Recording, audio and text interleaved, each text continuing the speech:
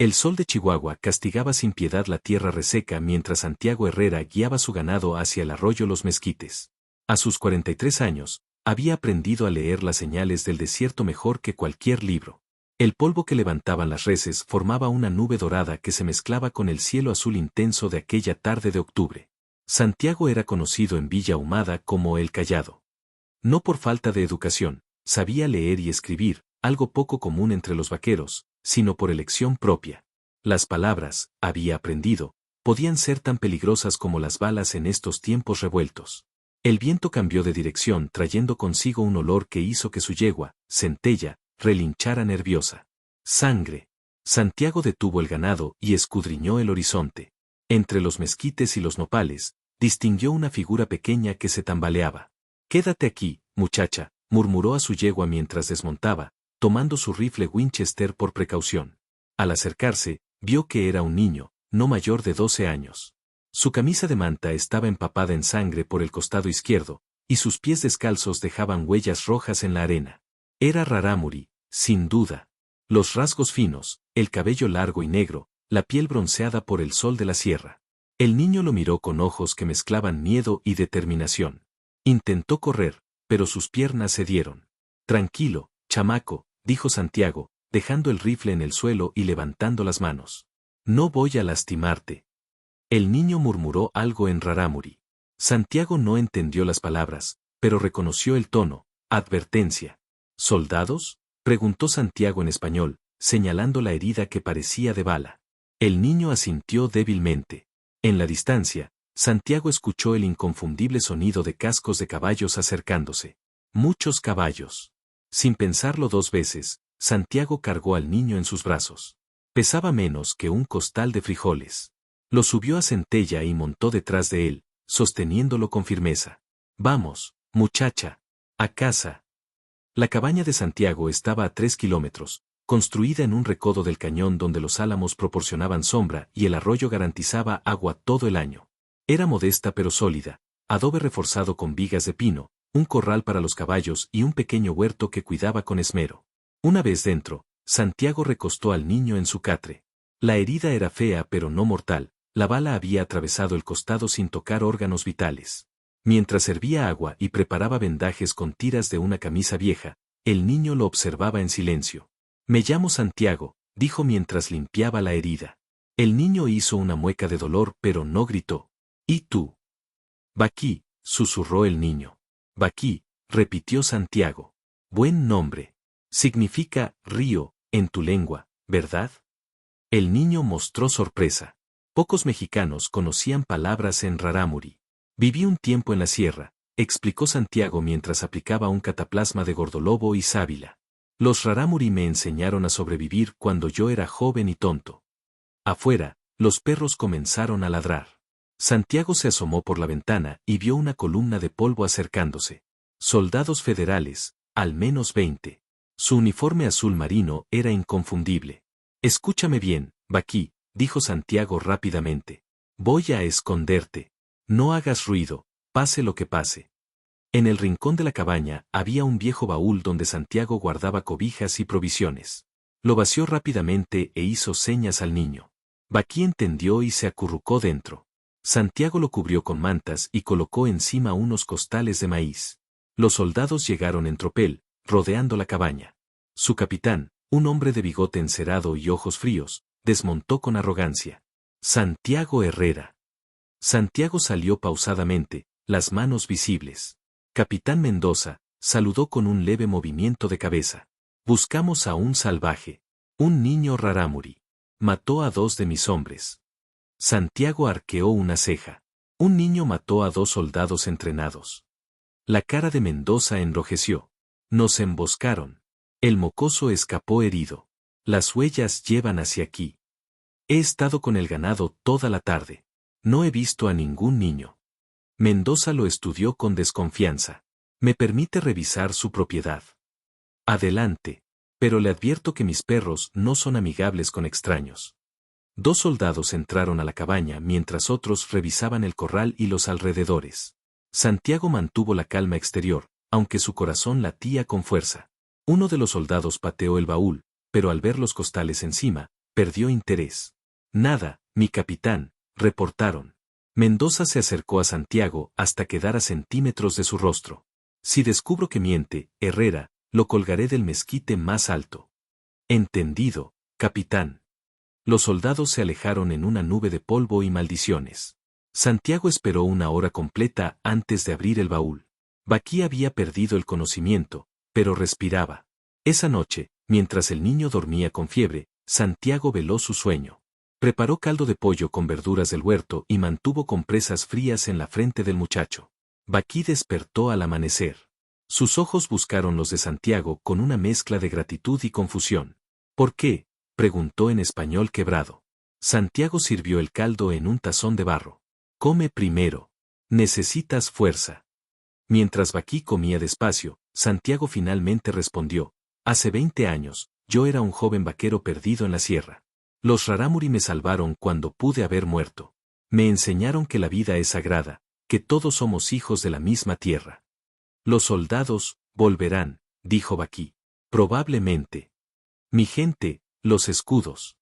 Santiago no entendió la referencia a los escudos, pero asintió. Descansa. Mañana veremos qué hacer. Esa noche, Santiago soñó con escudos de madera pintados con símbolos que no comprendía, y con el sonido de cientos de pies descalzos corriendo sobre la tierra. Despertó inquieto, sin saber que el sueño era más profecía que fantasía.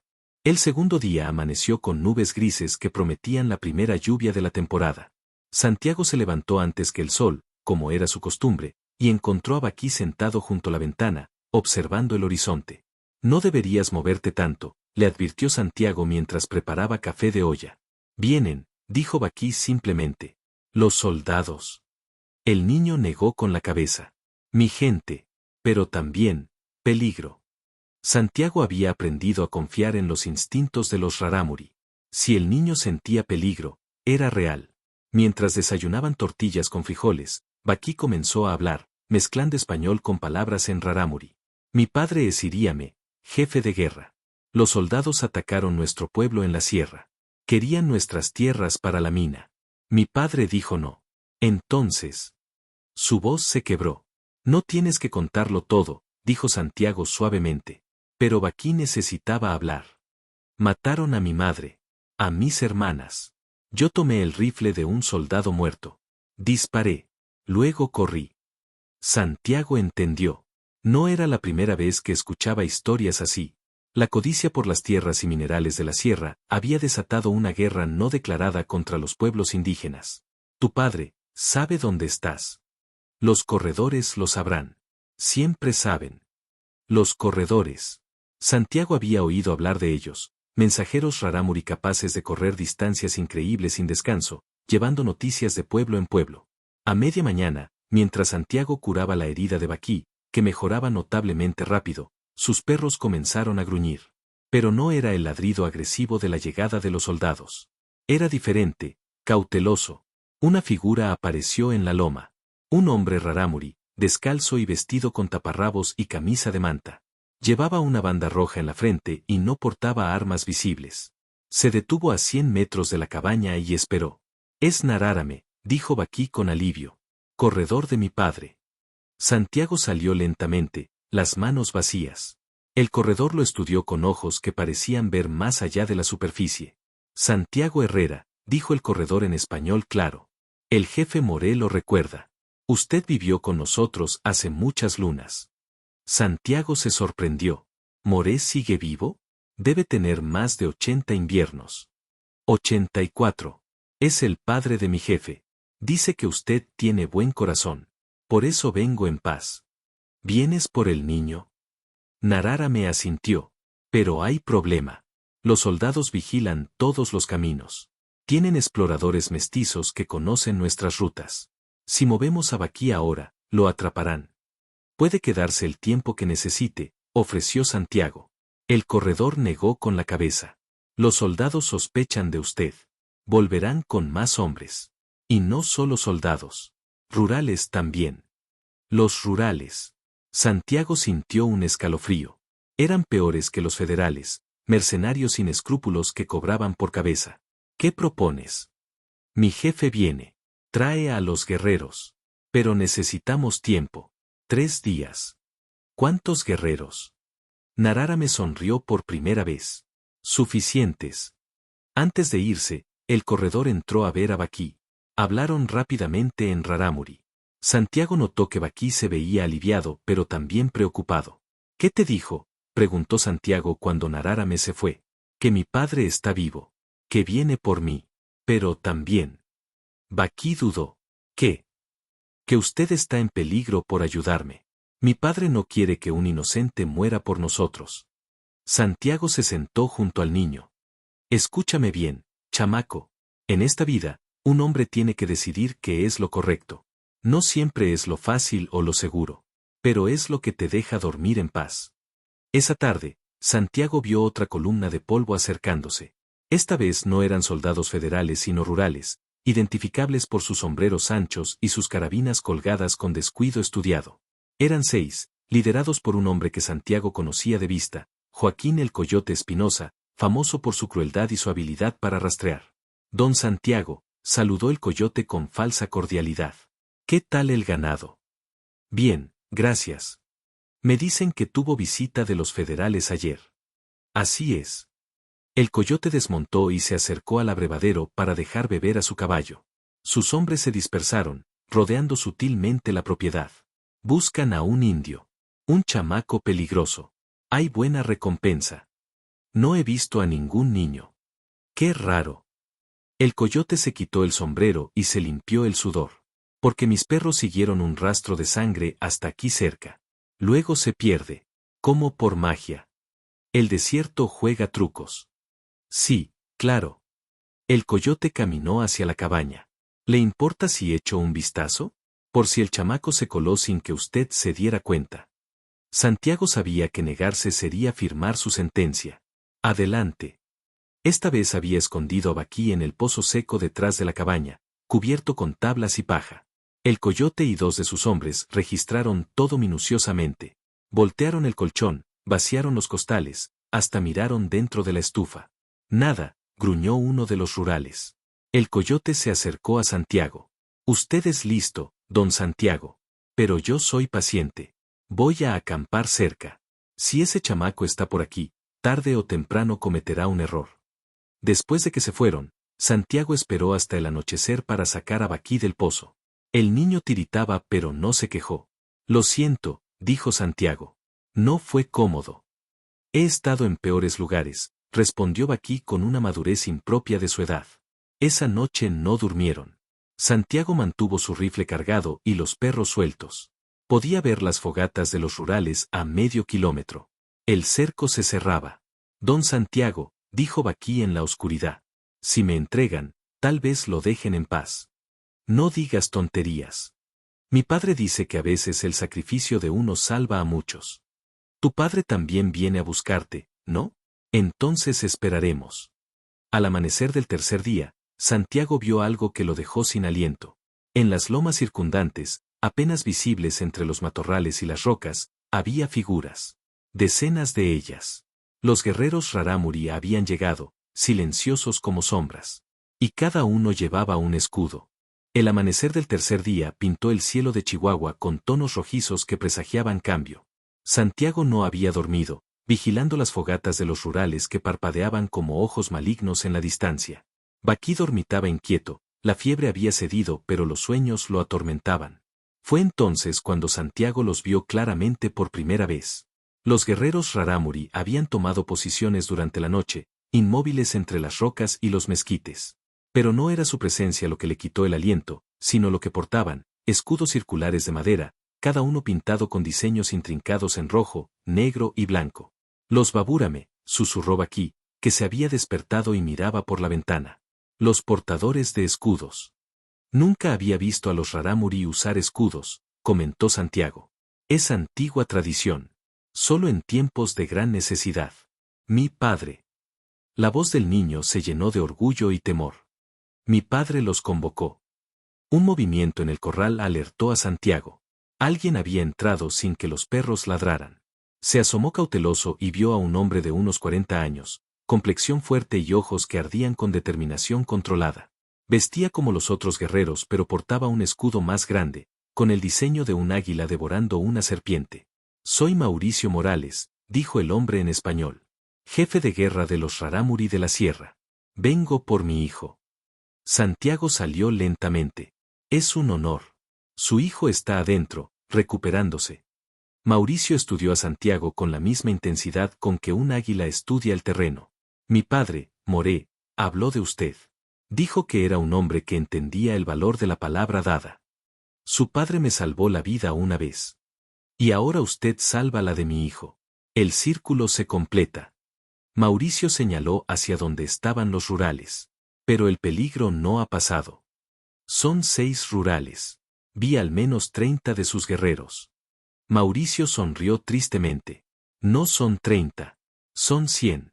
Y no queremos derramar sangre si podemos evitarlo. Pero los rurales son solo la primera ola. Los federales vienen detrás. 2 compañías completas. Santiago sintió que el estómago se le hundía. 2 compañías significaban al menos 200 soldados.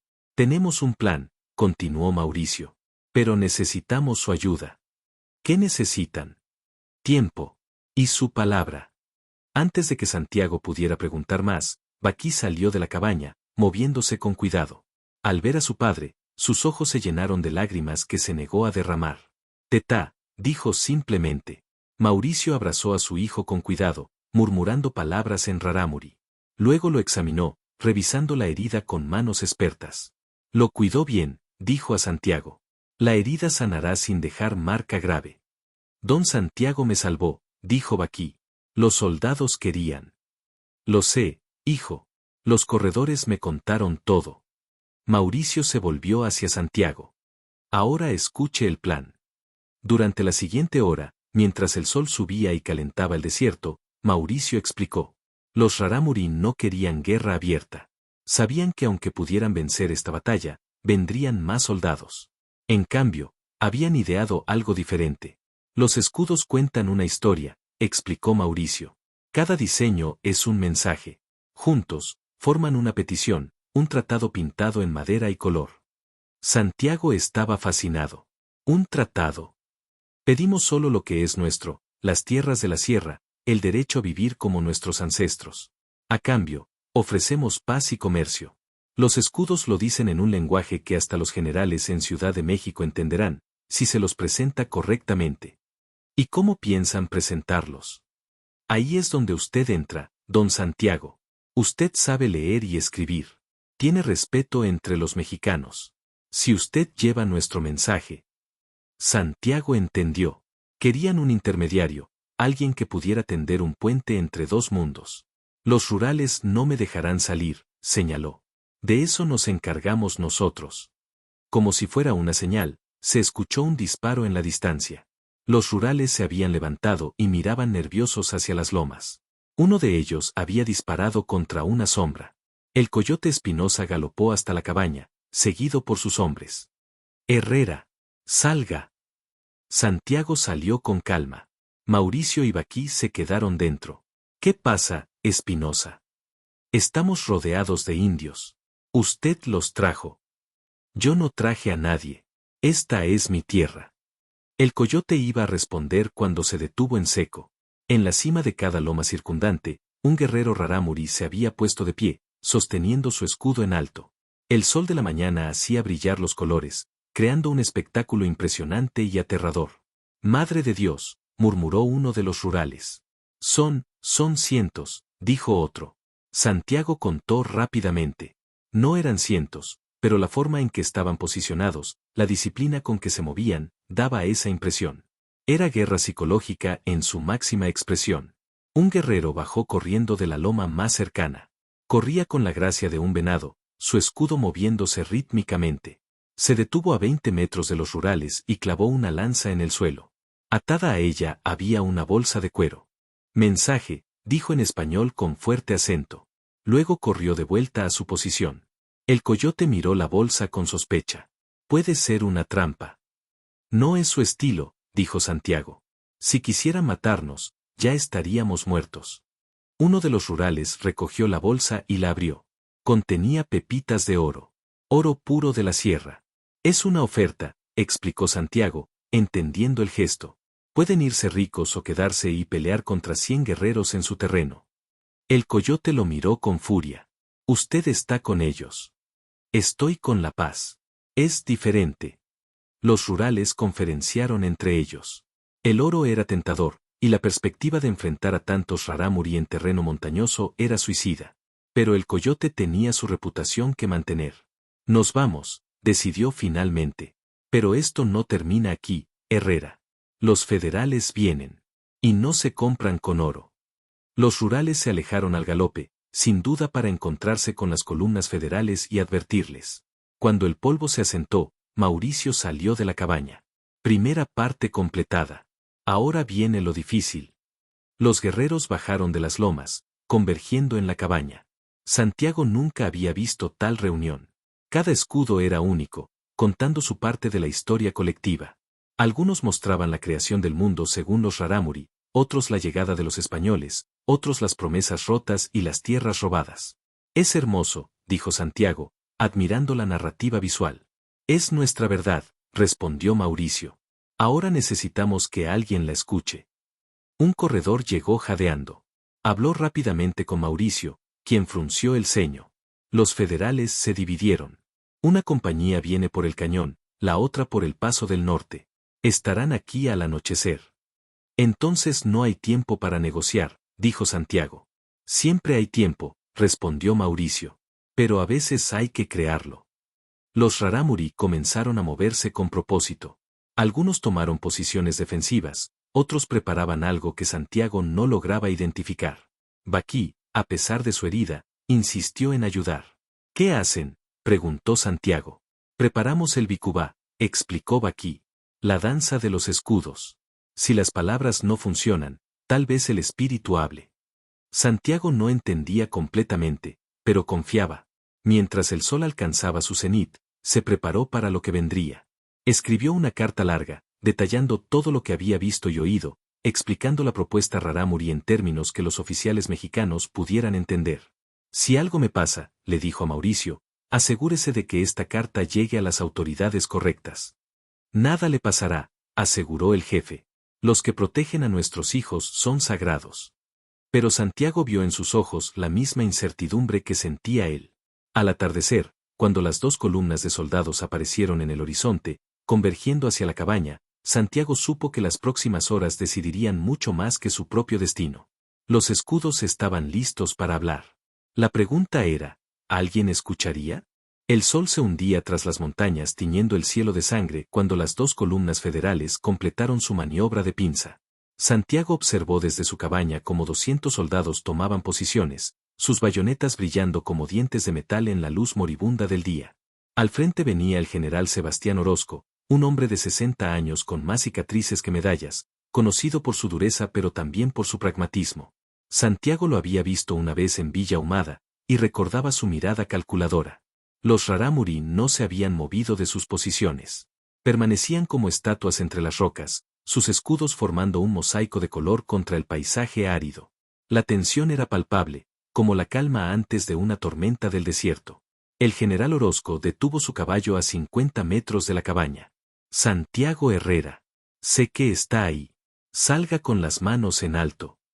Santiago miró a Mauricio. Es hora. Voy con usted, dijo el jefe rarámuri. No. Si me disparan, su pueblo lo necesita. Si le disparan, no habrá paz posible. Baqui tomó la mano de Santiago. Yo voy con usted. De ninguna manera, dijeron Santiago y Mauricio al unísono. Pero el niño tenía la determinación de su pueblo. Soy la razón de todo esto. Mi presencia cuenta una verdad. Antes de que pudieran detenerlo, Baqui salió de la cabaña, caminando despacio por su herida pero con la cabeza en alto. Santiago maldijo y lo siguió, con Mauricio detrás. El efecto en los soldados fue inmediato. Muchos bajaron sus rifles, confundidos al ver a un niño herido en lugar del peligroso salvaje que esperaban. General Orozco, dijo Santiago con voz firme. Este es el asesino que buscan. Un niño de 12 años que defendió a su familia. El general estudió la escena, el niño claramente herido, el vaquero protegiéndolo, y el jefe rarámuri de pie con dignidad. Algo en su expresión cambió. Capitán Mendoza me dijo que el salvaje mató a 2 de sus hombres, dijo Orozco. Después de que esos hombres mataran a mi madre y hermanas, respondió Baquí en español claro, su voz juvenil cortando el aire como un cuchillo. Un murmullo recorrió las filas de soldados. Muchos eran padres, hermanos, hijos. La imagen del niño herido defendiendo a su familia resonaba incluso en sus corazones endurecidos. Eso no cambia la ley, dijo Orozco, pero su voz había perdido algo de su dureza. Fue entonces cuando Mauricio dio un paso adelante. General, mi pueblo tiene una propuesta. Levantó su mano y, como si fuera una señal largamente esperada, comenzó el vicubá. Desde las lomas, un tambor solitario empezó a sonar. Luego otro, y otro, hasta que el cañón entero vibraba con el ritmo ancestral. Los guerreros rarámuri comenzaron a bajar, no corriendo en formación de batalla, sino danzando. Era hipnótico. Cada guerrero movía su escudo en patrones precisos, los diseños pintados cobrando vida con el movimiento. Los colores se mezclaban y separaban, contando historias que no necesitaban palabras. «Preparen armas», gritó un teniente nervioso. «Nadie dispara sin mi orden», rugió Orozco, fascinado a pesar de sí mismo. Los danzantes formaron un gran círculo alrededor de los soldados, pero manteniéndose a distancia respetuosa. No había amenaza en sus movimientos, solo una antigua dignidad que hablaba de siglos de resistencia y supervivencia. Santiago aprovechó el momento. «General, tengo aquí una carta que explica la propuesta del pueblo rarámuri. Piden solo sus tierras ancestrales a cambio de paz y cooperación. Ofrecen compartir el conocimiento de las vetas de oro en la sierra, siempre que se respeten sus lugares sagrados». Le extendió el documento. Orozco lo tomó sin dejar de observar la danza. La leyó rápidamente, su expresión cambiando de escepticismo a consideración. «Esto tendría que decidirlo el gobernador, tal vez incluso el presidente», dijo finalmente. «Pero usted puede recomendarlo», insistió Santiago. «Su palabra tiene peso». La danza alcanzó su clímax. Los guerreros levantaron sus escudos al cielo del atardecer, y por un momento pareció que las estrellas nacientes se reflejaban en los diseños pintados. Luego, tan súbitamente como había empezado, la danza terminó. El silencio que siguió fue ensordecedor. Mauricio se adelantó y, en un gesto que sorprendió a todos, colocó su escudo en el suelo frente al general. «Este escudo cuenta la historia de mi pueblo. Se lo ofrezco como señal de que nuestras palabras son verdaderas». Era un gesto de tremenda significancia. Un jefe de guerra rarámuri no entregaba su escudo a la ligera. Orozco desmontó lentamente y recogió el escudo. Lo estudió bajo la luz menguante, trazando con sus dedos los intrincados diseños. «Capitán Herrera», dijo de pronto, y Santiago se sobresaltó al escuchar su viejo rango militar, uno que había abandonado hacía décadas. «Veo que no olvidó el honor del uniforme, aunque ya no lo vista». Santiago se cuadró instintivamente. «El honor no está en el uniforme, mi general, sino en las acciones». «Bien dicho». Orozco se volvió hacia sus oficiales. «Acamparemos aquí esta noche. Mañana escoltaré personalmente a estos hombres a Chihuahua para presentar su propuesta al gobernador». «Pero general», protestó el capitán Mendoza, «el niño mató a 2 de nuestros hombres». «Y nosotros matamos a su familia», respondió Orozco con voz de trueno. «¿Cuándo termina el ciclo, capitán? ¿Cuando no quede nadie para vengarse?» Se volvió hacia Baquí. «Muchacho, lo que hiciste estuvo mal, pero entiendo por qué lo hiciste. Si el gobernador acepta esta propuesta, tu crimen será perdonado. Pero debes prometer no volver a tomar las armas contra México».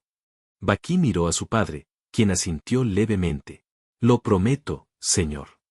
«General», corrigió Orozco, pero había un atisbo de sonrisa en su rostro curtido. Esa noche fue surreal. 2 campamentos que horas antes se preparaban para la batalla ahora compartían el mismo espacio bajo las estrellas.